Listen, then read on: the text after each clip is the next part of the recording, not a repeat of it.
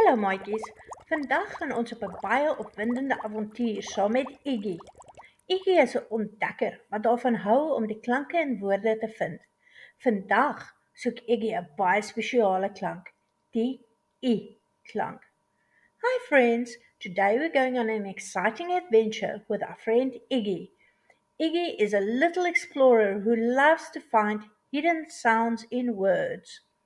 Die I-klank kan uitgespreek word as I of en dit lyk so. Dis 'n reguit af streepie met 'n kolletjie op. The I can be said as of I in Afrikaans. Brrr, sê Iggy. Dit is so koud hier, maar kyk die mooi igloos. Het julle geweet Eskimo's bly in igloos wat uit ys gebou is?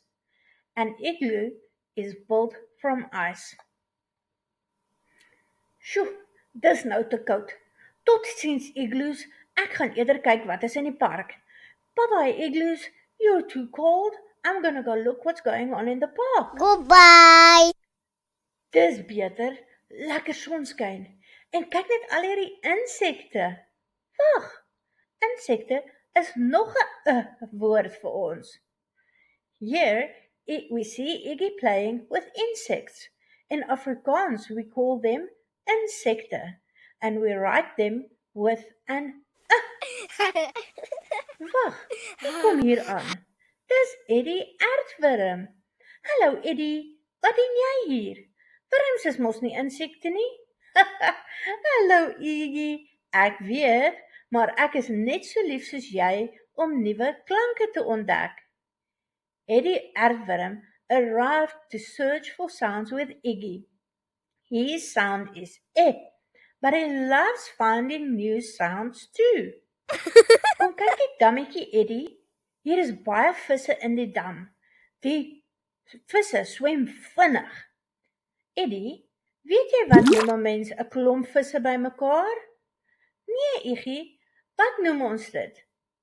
Eddie, do you know what we call a group of fish? We call it a school of fish. Ai, Eddie, ons noem dit 'n skoolvisse. Ag, Iggy, so die visse is die hele dag in die skool.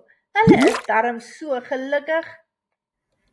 Eddie, ek raak nou moeg en honger. Kom ons gaan kry iets om te eet. Okay, Iggy, ek sal 'n insek kry en jy kan 'n vis kry. Our friends are tired and hungry now. Until next time, goodbye.